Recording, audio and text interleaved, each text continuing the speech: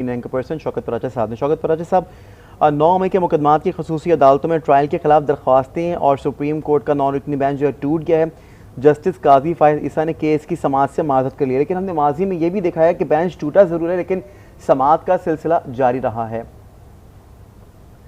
देखें, जो अदालती रवायात हैं अदरवाइज उसमें जब कोई बेंच में ना बैठे तो उसका मतलब होता है बेंच टूट गया और नया बेंच बनता है। लेकिन अभी जस्टिस अता बंदयाल साहब के ज़माने में खुसूसन माजी में पहले एक बेंच बना 9 बंदों का, उसमें से 2 निकले, 7 बचे थे, फिर 7 में से 2 निकल गए, 5 बचे थे और वो झगड़ा आज तक चल रहा है कि ये 4-5 का फैसला है या 3 का फैसला है। तो इसी तनाजुर में अब जस्टिस काजी फायद ईसा साहब चूँकि नए चीफ जस्टिस ऑफ पाकिस्तान कल से वो डिजिग्नेट हो चुके हैं और इसी हवाले से उनके बारे में जो एक कल भी थोड़ा सा इम्प्रेशन था कि शायद वो नहीं बैठेंगे इस बेंच में, तो बिलाखिर वही सच साबित हुआ।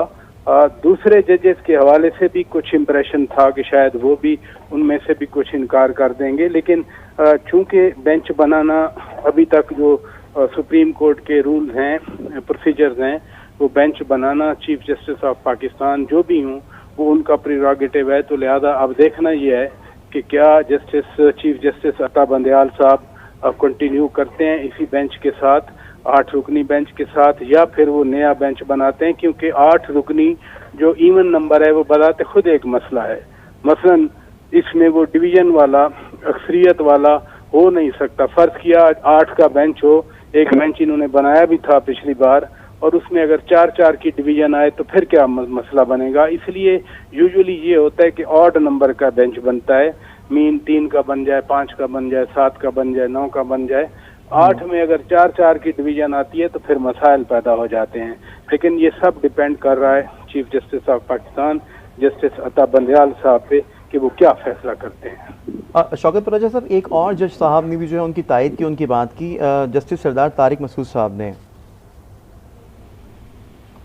जस्टिस सरदार तारिक मसूद साहब अदरवाइज तो सेकंड सीनियर मोस्ट हैं जी, वालेकुम, और वो भी एक बेंच में वो समाअत कर रहे थे एक अहम केस की, और उस अहम केस का भी जो ऑब्जर्वेशन उनकी आई थी, वो केस भी मैं आपको बता देता हूँ। पनामा में 436 फैमिलीज का जो केस था, उस केस की, तो वो मैं खुद आपको अब थोड़ी देर पहले यही बता रहा था कि कुछ और जजेस के हवाले से भी था इम्प्रेशन कि वो भी इस बेंच में नहीं बैठेंगे। लेकिन फिर भी मैं ये ज़रूर कहूँगा कि चीफ जस्टिस ऑफ पाकिस्तान वही बेंच बनाते हैं। प्रोसीजर एंड प्रैक्टिसेस बिल आया था, वो कानून बना, वो सदर मुमलिकत ने वापस किया था, लेकिन दोबारा जॉइंट सेशन में आया और उसके बाद वो कानून बना, लेकिन इसी एक बेंच ने, 3 रुकनी बेंच ने उसको सस्पेंड कर दिया था।